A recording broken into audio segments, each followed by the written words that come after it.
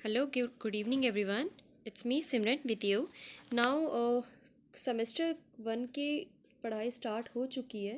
ये मेरे पास कुछ नोट्स रखे थे, इम्पॉर्टेंट नोट्स, जो कि डी स्टडी मटेरियल से ही हैं और साथ साथ जो उस टाइम पे क्लासेस हुई थी तो उसके मेरे पास नोट्स थे। और जैसे मेरी सारी वीडियोस एक शॉर्ट वीडियोस होती हैं, तो मैं वैसे ही कोशिश करूँगी कि बिज़नेस लॉ की आपकी एक वीडियो में ही मैं आपका सिलेबस कंप्लीट कर दूँ। तो ये सेमेस्टर 1 बीकॉम ऑनर्स की ली गई है। ये स्कूल दिल्ली यूनिवर्सिटी का एसओएल का स्टडी मटेरियल है। आपके सेम यही रहेंगे कंटेंट्स। इसके साथ साथ हम नीचे आ जाते हैं, लेसन 1 आ जाता है, इंडियन कॉन्ट्रैक्ट एक्ट 1872।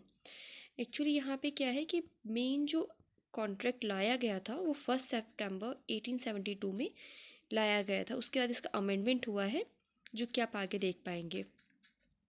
अब यहाँ पे सबसे इम्पॉर्टेंट चीज़ है कॉन्ट्रैक्ट। इंडियन का कॉन्ट्रैक्ट के बारे में हम इसमें पढ़ेंगे। अब ना धीरे धीरे करके अब आगे बढ़ते हैं। अब जैसे कि इसमें एक मैं जो इम्पोर्टेंट, हमेशा की तरह जो इम्पोर्टेंट चीज़ है उसको मैंने हाईलाइट कर दिया है। चलिए पढ़ना स्टार्ट करते हैं।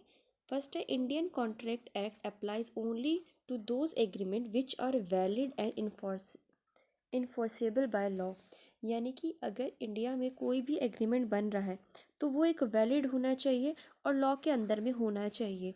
अपने मन से हम कुछ भी नहीं बना सकते हैं। मतलब कि अगर फॉर एग्ज़ाम्पल मैंने बोला कि चलो हम लोग कल चलते हैं, मूवी देख कर आते हैं, तो वो एक जस्ट एक नॉर्मल बात है, वो एक एग्रीमेंट हो सकता है, वो कॉन्ट्रैक्ट नहीं हो सकता क्योंकि लॉ में इस चीज़ को लेके नहीं है। ठीक है, तो ये जस्ट एक आपका एग्रीमेंट है, इट्स ये कोई कॉन्ट्रैक्ट नहीं है।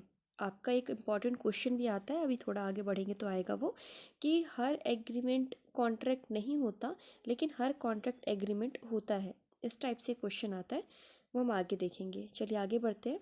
अब जैसे कि मीनिंग क्या है, नेचर क्या है कॉन्ट्रैक्ट का।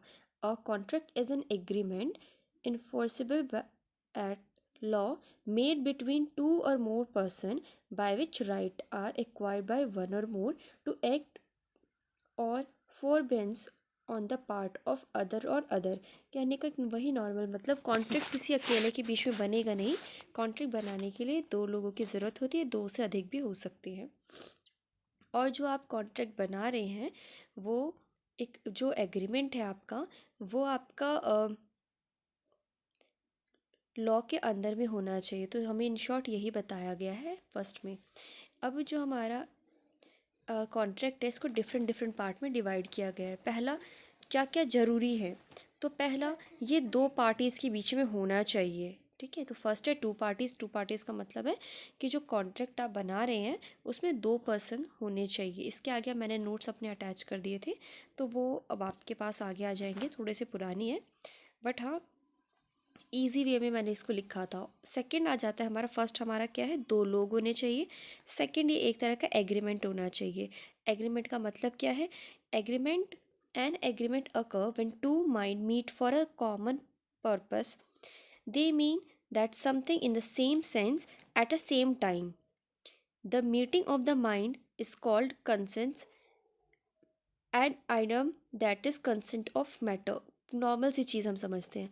एग्रीमेंट का मतलब क्या होता है, एग्रीमेंट तब होता है जब दो अलग अलग माइंड एक काम को करने के लिए एक जगह पर एक समय पे और एक चीज़ के बारे में बात कर रहे हो, तो वही एग्रीमेंट है। इसका एग्जांपल है, सपोज करो if A says to B that he is willing to sell his car for 20,000 and B give his assent to his this offer, the agreement will came into being। यानी कि अगर ए ने बोला कि मैं अपनी कार तुम्हें 20,000 की दे रहा हूँ, 2 लाख की दे रहा हूँ, और बी भी उस चीज़ को लेकर एक्सेप्ट करता है, ठीक है, तो फिर ये आपका एग्रीमेंट बनता है। मतलब कि जो आपका एग्रीमेंट बन रहा है, पहला दो पार्टी होना चाहिए, दूसरा एक एग्रीमेंट होना चाहिए। एग्रीमेंट मीन्स दोनों का हाँ होना चाहिए उसमें। ऑब्लिगेशंस, ऑब्लिगेशन क्या है, an obligation is the legal duty to do or abstain from doing something. अब आगे देखते हैं इसमें, an agreement to a contract should give rise only to the social or domestic obligation, can not be determine as contract. Thus, an agreement to go to a picture or attend a dinner is not a contract, as it was not intended to give rise to any legal obligation. Similarly, an agreement to agree in future is not a contract, because unless all important terms of contract are settled, they cannot be binding obligation. Such agreement are void or want to certainty. Normal सा मतलब obligation का मतलब आप ऐसा कह सकते हैं कि जो आप कॉन्ट्रैक्ट किसी के साथ बना रहे हैं वो आपका मिसगाइड वाला नहीं होना चाहिए। ठीक है, अगर आपका सेम वही चीज़ वापस आ गई है, आपका एक कॉन्ट्रैक्ट बनाने के लिए आपके पास दो पार्टी एक एग्रीमेंट और होना चाहिए, साथ साथ उसका ऑब्लिगेशन आपको देखना होगा। ऑब्लिगेशन को आप एक लीगल ड्यूटी समझ सकते हैं। ठीक है, चलिए आगे बढ़ते हैं। अब इसका ऑब्लिगेशन का एग्जांपल और है, if A agree to sell 100 bales of cotton to B at a price to be settled in future. ठीक है, तो ये इसका एग्जांपल है। अब एसेंशियल चीज़ें क्या क्या है एक वैलिड कॉन्ट्रैक्ट को बनाने के लिए? Agreement, that is proposal and acceptance. Acceptance होना, प्रपोजल और एक्सेप्टेंस होना ज़रूरी है एग्रीमेंट का। Intention to create legal relationship, आपका जो आप कॉन्ट्रैक्ट बना रहे हैं उसके लिए इंटेंशन जो होना चाहिए वो लीगल रिलेशनशिप होना चाहिए। फ्री कॉन्स्टेंट, फ्री कॉन्स्टेंट का मतलब कि दोनों के बीच में जो भी बात है वो कम्प्लीटली हो। Competent party, lawful consideration, legal object, ये सारे मैंने आगे वन बाय वन बता रखा है। Legal object, not expressly declared void by law, possibility of performance, complaints with legal formalities. अब जैसे फर्स्ट हमारा था एग्रीमेंट, एग्रीमेंट जैसा हमने ऊपर पढ़ा सेम वैसे ही है। An offer or a proposal by one party and acceptance of that offer by another party is called agreement.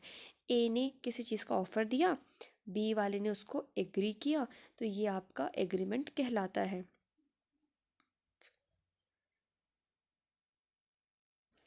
ये आपका एग्रीमेंट कहलाएगा।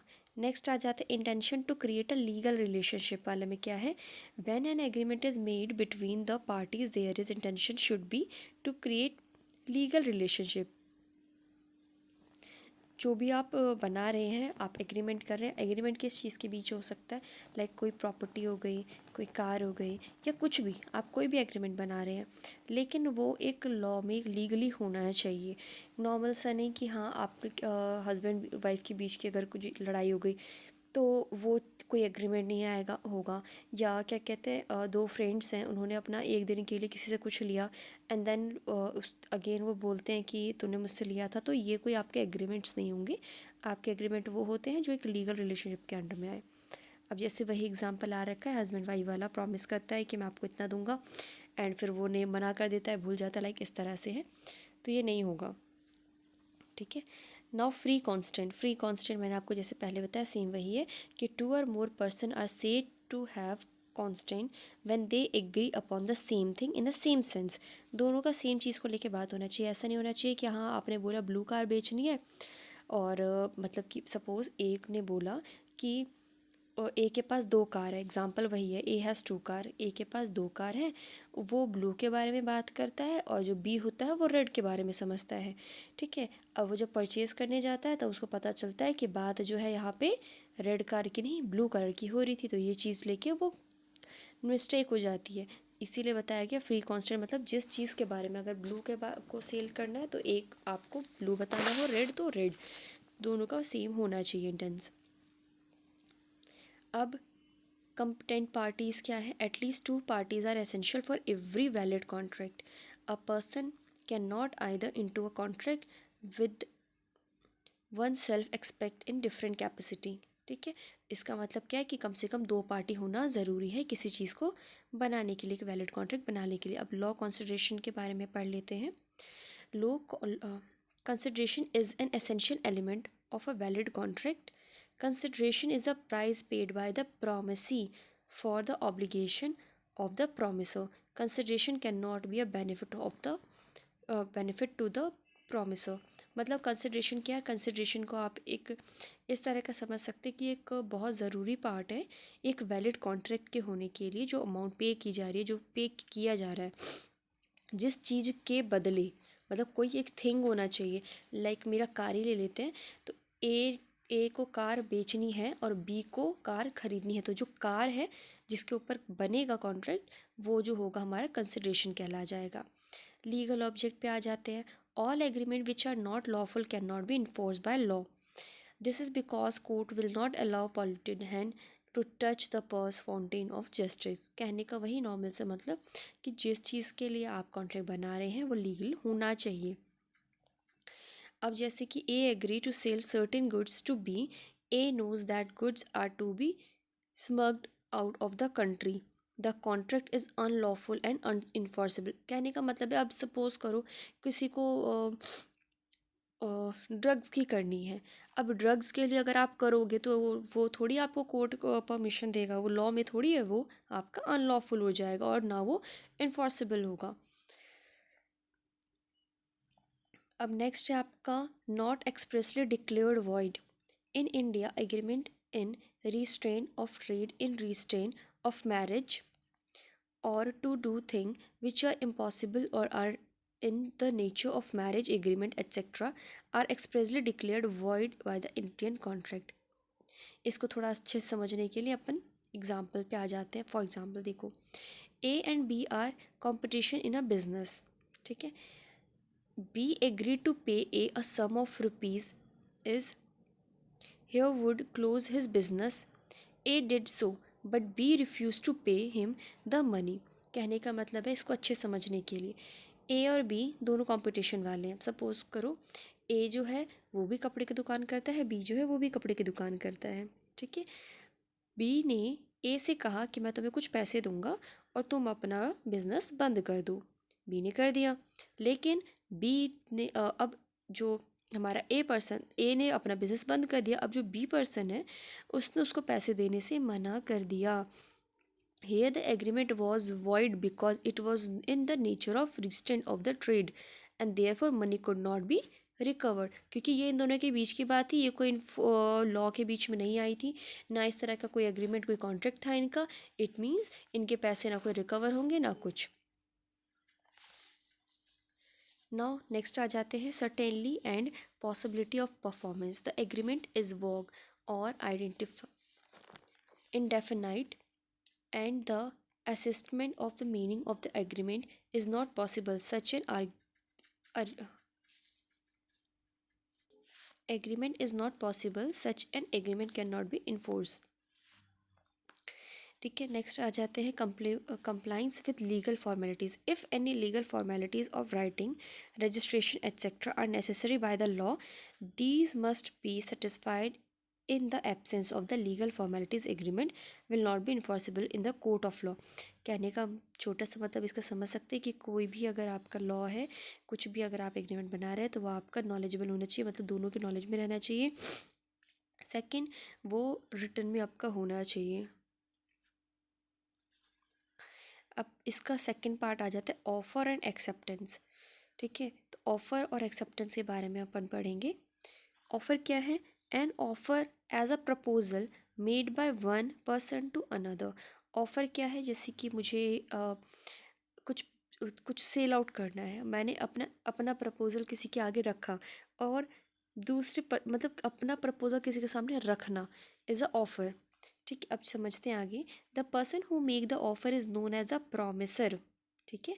जो पर्सन ऑफ़र कर रहा है उसको कहेंगे प्रोमिसर, और जो दूसरा जो पर्सन है जिसके सामने किया, जिसको किया है, वो कहलाता है प्रोमिसी या ऑफरेंस, ठीक है। अब सपोज़ मैं अगर आपको कुछ ऑफ़र कर रही हूँ तो मैं हो गई आपकी प्रोमिसर, प्रोमिसर यानी कि ऑफरर भी आप बोल समझ सकते हो मुझे, और आप जो हो गए वो हो गए प्रोमिसी यानी ऑफरेंस, ठीक है। ऑफर जो है वो दो पार्ट में जाना जाता है। पहला है a promise by the offeror and, पहला एक प्रॉमिस जो है वो ऑफर के साथ है। तो second, a request to the offeree for something in return of the offer, यानी कि अगर मैं आपको कुछ दे रही हूँ तो उसके बदले मुझको भी कुछ मिले, ठीक है। तो ये सेकंड चीज़ है। अब एक वैलिड ऑफ़र होने के लिए क्या क्या ज़रूरी है? तो सेम इसमें भी वही आ जाता है कि एक वैलिड ऑफ़र होने के लिए आपका सेम चीज़ को लेके इंटेंशन होना ज़रूरी है, ठीक है। अब इसमें एक एग्जांपल है, invitation to a dinner which has no intention to create a relationship an offer must impose some legal duty on a party making it. कहने का मतलब क्या है इसका, सबसे अच्छा आप समझ सकते हो जैसे कि दो फ्रेंड्स हैं, अपना दोनों ने सोचा कि चलो आज कॉफ़ी पे चलते हैं, ठीक है, कॉफ़ी पे चलते हैं। अब ये आपका थोड़ी एक ऑफ़र है कि हाँ उसने बोला चलो आज कॉफ़ी पे चलेंगे एंड सेकंड पर्सन ओके। तो ये आपका ये जो कॉन्ट्रैक्ट वाली जो बात आ रही है, जो आप स्टडी कर रहे हैं, उसमें इसका कोई लेना देना नहीं है। सेकंड टर्म आ जाते हैं। The term of offer must be clear and certain and not identified, loose or ambitious. The term of the offer must be defined. इसका नॉर्मली अब समझ लेते हैं कि क्या है।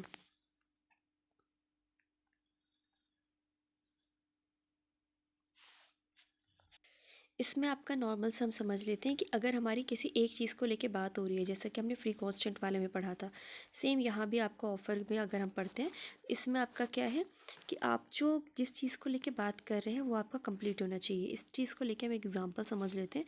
सपोज़ कीजिए ए बोलता है बी से कि मैं आपको अपनी कार शेयर करूँगा, मतलब कार सेल करूँगा।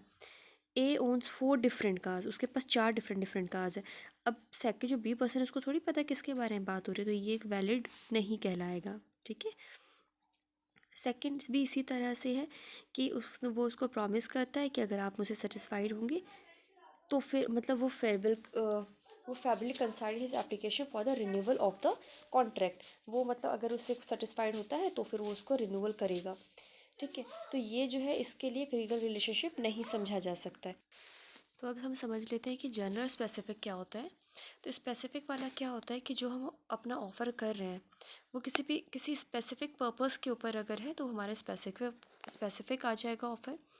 और अगर यही और जो हमारा ऑफ़र है ये लार्ज फॉर्म में है तो हमारा जनरल ऑफ़र कहला जाता है। नेक्स्ट हम आ जाते हैं ऑफ़र में बी एक्सप्रेस और इम्प्लाइड। ऑफ़र जो आपका है वो एक्सप्रेस का मतलब वो वर्ड्स में स्पोकन या रिटर्न के टर्म में होना चाहिए। ये पूरी पीडीएफ जो है क्रिएटेड, ये मैं आपको इस वीडियो के आफ्टर आपको अगेन टेलीग्राम के जो लिंक है उसमें प्रोवाइड कर दूँगी, आप वहाँ से ले सकते हैं। और प्लीज़ वीडियो को लाइक कर देना यार, अब तक किसी ने लाइक भी नहीं किया। नाउ चलो आगे देख लेते हैं। Offer must be communicated. जो ऑफ़र है वो कम्युनिकेटेड आपका होना चाहिए, बिना कम्युनिकेशन का वाला नहीं होना चाहिए। It means an offer became effective only when it has been communicated to the offence so as to give him the opportunity to accept the और रिजेक्ट। यानी कि अगर किसी को मेन चीज़ क्या है किसी भी ऑफ़र का, किसी को धोखे में नहीं रखना, राइट। सो अगर एक पेन तक की बात करूँ तो सामने वाले को पता रहना चाहिए ताकि अगर उसको एक्सेप्ट करना है तो ओके और रिजेक्ट करना है देन ओके, ठीक है। तो वो कम्युनिकेट होना चाहिए। सेटलमेंट ऑफ प्राइस सुनने में ही समझ में आ रहा होगा। It means if a party make a settlement if a party make a statement of price it cannot be taken as an offer to sell at that price, ठीक है। तो ये स्टेटमेंट के ऊपर आई है बात।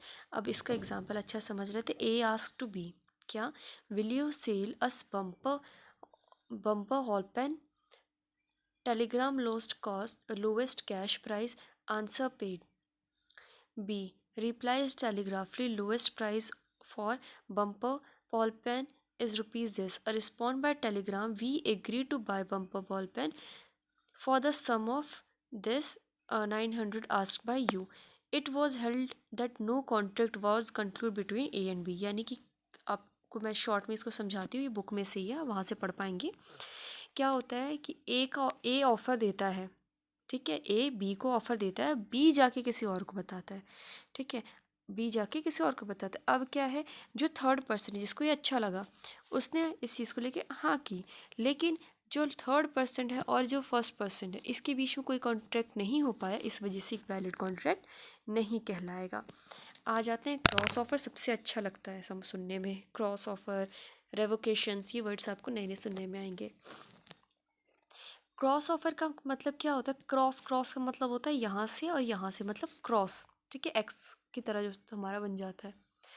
कहने का मतलब क्या है, identical offer made by two parties in ignorance of each other offer are determined as a cross offer. कहने का मतलब क्या है, अब ये क्रॉस ऑफर किस तरह से होगा, यानी कि आप मैंने आपको ऑफ़र दिया, ठीक है, आपने सुना उस ऑफ़र को, कंप्लीट हुआ भी, बट उसके बदले आपने मुझको वो या तो रिजेक्ट कर दिया या तो उसके बदले ही आपने मुझे कुछ और दूसरा रिटर्न कर दिया, तो ये आपका क्रॉस ऑफ़र हो जाएगा। अच्छा, इसका एग्जांपल समझते हैं। A by a letter offer to sell his car to B for ₹10,000, यहाँ वैसे 1 लाख होगा, ठीक है, to B by a letter which cross as letter in the post offer to buy this 10,000. The offer is cross offer and no binding contract will arise both A and B ignorance of each other. कहने का मतलब क्या, ए ने B को बोला कि मैं आपको सेल करूँगा, ठीक है, बी ने पलट के यहाँ से ए को वापस दे दिया, कुछ जवाब दे दिया लाइक मुझे नहीं लेना है, या इसके बदले या उस ऑफ़र को साफ इग्नोर कर दिया, कोई रिप्लाई ही ना करना, आप इग्नोर समझ जाओ। जिस ऑफ़र में ए और बी के बीच कंप्लीट कॉन्ट्रैक्ट नहीं हुआ वो एक क्रॉस ऑफ़र कहला जाएगा। अब एक्सेप्टेंस, एक्सेप्टेंस एक डिफरेंट चीज़ आता है। एक्सेप्टेंस का मतलब क्या, एक्सेप्ट करना किसी चीज़ को। When a person to the home the offer is made signifies his his assent there to the proposal is said to be acceptance. Acceptance means हाँ कर देना, ठीक है, सब चीज़ सोच समझ के सबको समझने के बाद हाँ कर देना। तो ये काफ़ी सारे इसमें लॉन्ग में लिखा हुआ है, अगर मैं पूरा कर एक एक लाइन करूँगी तो बहुत बड़ी वीडियो हो जाएगी, तो इसलिए हम इम्पॉर्टेंट चीज़ को समझते चलेंगे। एसेंशियल क्या है एक वैलिड एक्सेप्टेंस के लिए, acceptance must be absolute and unqualified, acceptance must be in mode prescribed, acceptance must be communicate to the offerer। ये आपके बुक में सारा एज इट इज़ है, मैंने वहीं से ये नोट को प्रिपेयर किया था। ये 9 इसमें ऑप्शंस दिए हुए हैं कि क्या क्या होना चाहिए आपके एक एक्सेप्टेंस के लिए, ठीक है।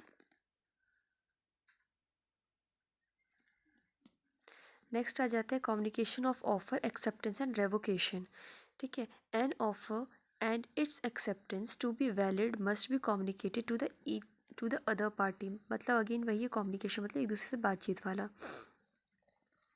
ठीक है। कम्युनिकेशन ऑफ एक्सेप्टेंस अगेन वही है। कम्युनिकेशन ऑफ रेवोकेशन, अब चलो पहले रेवोकेशन समझते हैं क्या होता है, ठीक है। The word revocation means taking back both an offer as well as acceptance may be revoked, the communication of revocation is complete, ठीक है। इसका अच्छे से समझते हैं, मतलब as against the person who make it when it put into the course and transmission to the permission to whom it is made so as to be out the power of permission who make। इसका एक normal से example समझना, मैं बताती हूँ। ए ने revoke किया proposal को टेलीग्राम से, ठीक है, ए ने रिवोक किया प्रपोज़ल को टेलीग्राम से। The revocation is complete against A. A ने अपनी तरफ से रिवोक कर दिया, उसको मना कर दिया उसको, ठीक है, तो ए ने अपनी तरफ से अपना कर दिया, ए को लग रहा है कि उसने कर दिया। It is complete against B when B received it, जब बी ने इसको रिसीव किया।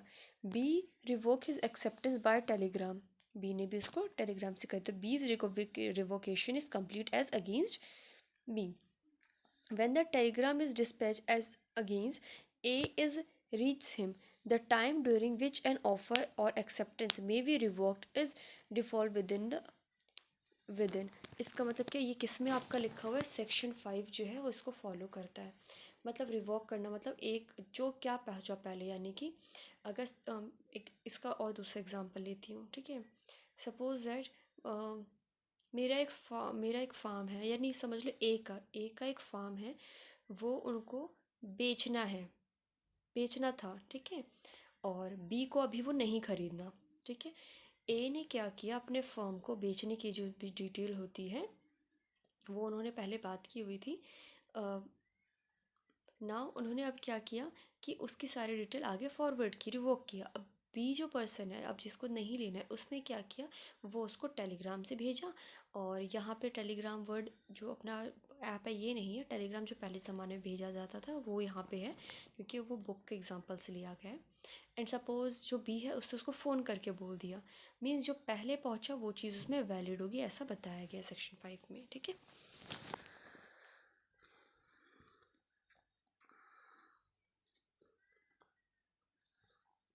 नेक्स्ट हम आगे बढ़ जाते हैं। यही रेवोकेशन की डिटेल में बताया गया, टाइम को लेके कहाँ पे फेलियर होता है, यही जो मैंने अभी आपको बताया शॉर्ट में, इसी को लेके डिटेल में इसको दिया गया हुआ है। पोस्ट भी हो सकता है रेवोकेशन का पर्पस, पोस्ट हो सकता है, फ़ोन हो सकता है। ये जितनी भी चीज़ें ना, आप एक तरह से इसको ही समझ सकते हैं कि ये आपकी कम्युनिकेशन में आनी चाहिए।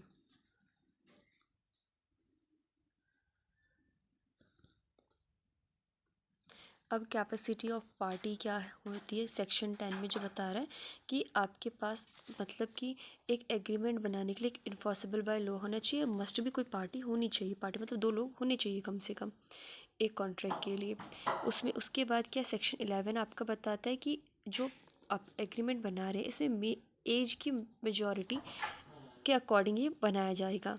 ठीक है, इसके बाद और भी अलग अलग है, लाइक क्या कहते हैं, कोई साउंड माइंड नहीं होना चाहिए, डिसक्वालीफाइड नहीं होना चाहिए, कोई ऐसा नहीं होना चाहिए जिसको कुछ समझ में नहीं आ रहा है आपने उसके साथ बना लिया। तो ये अलग अलग कैपेसिटीज़ में बनाया गया। अब जैसे डिसक्वालिफिकेशन का मतलब क्या है, किस चीज़ कंडीशन में, इन्फेंसी का या माइनर हो जो बच्चा है उसके साथ, ठीक है, कोई मतलब सुन नहीं सकता है किसी कारण से, तो इन सब चीज़ों में आप नहीं बना सकते हैं। नेक्स्ट पर आ जाता है हमारा कंसिडरेशन। कंसिडरेशन क्या है, कंसिडरेशन अभी हमने ऊपर भी पढ़ा था, कंसिडरेशन एक ज़रूरी एलिमेंट है एक वैलिड कॉन्ट्रैक्ट को बनाने के लिए। विदाउट कंसिडरेशन की एक प्रॉमिस प्रॉपर नहीं बन सकता है। कंसिडरेशन का मैंने मतलब बताया था ना, एक कोई भी थिंग, ठीक है। अब लॉफुल कंसिडरेशन या ऑब्जेक्ट के बारे में बात, ऑब्जेक्ट से ही आपको कंसिडरेशन का नॉर्मल मतलब पता चल जाएगा। लॉफुल कंसिडरेशन का क्या है, एक ऐसी चीज़ जिसको हम टच कर सके, जिसके बारे में बात कर सके, वो यहाँ पे लॉफुल में आई है। अब जैसे कि हम पढ़ लेते हैं इसको, an agreement the consideration or the object of which is not lawful can not be enforceable by law. This is because court will not allow polluted hand to touch the pure foundation of a justice according to the section 23 के according ये बोला गया है। ठीक है, मतलब किसी ऐसे नहीं, आप किसी भी चीज़ को लेके आप कॉन्ट्रैक्ट बना रहे हैं तो उस चीज़ को लेके नहीं है। ठीक है, फ्री कांस्टेंट अभी हमने ऊपर पढ़ा है, अगेन वही है। उसके बाद कंसर्न और अनड्यू के रिगार्डिंग यहाँ पे बात की गई है। इसमें से कुछ भी अगर आपको पूछना हो, समझना हो, मुझे कमेंट बता देना, मैं रिपीट कर दूँगी। अब है फ्रॉड और मिसरिप्रेजेंटेशन क्या है। फ्रॉड का मीन क्या है, शॉर्ट में समझते हैं। Fraud means an include any of the following act committed by the party to contract or with the convince or by his against with intent to devise another party there to of his agent or to include him to enter into the contract। Normal सा fraud का मतलब ही समझने में आ रहा है। Fraud और misrepresentation दोनों एक जैसा होता है, ऐसा आप कह सकते हैं, लेकिन फ्रॉड होता है जानबूझ के करना है, ठीक है, और मिसरिप्रेजेंटेशन होता है कि हो जाना। ओके, अब ये आपका फ्रॉड को लेके आपकी डिटेल बताई गई है, किस किस कंडीशन में है, फ्रॉड के राइट्स भी हैं, ठीक है, फ्रॉड के राइट्स भी दिए गए हैं। अब आ जाते हैं मिस रिप्रेजेंटेशन वाला क्या है। Miss representation means and includes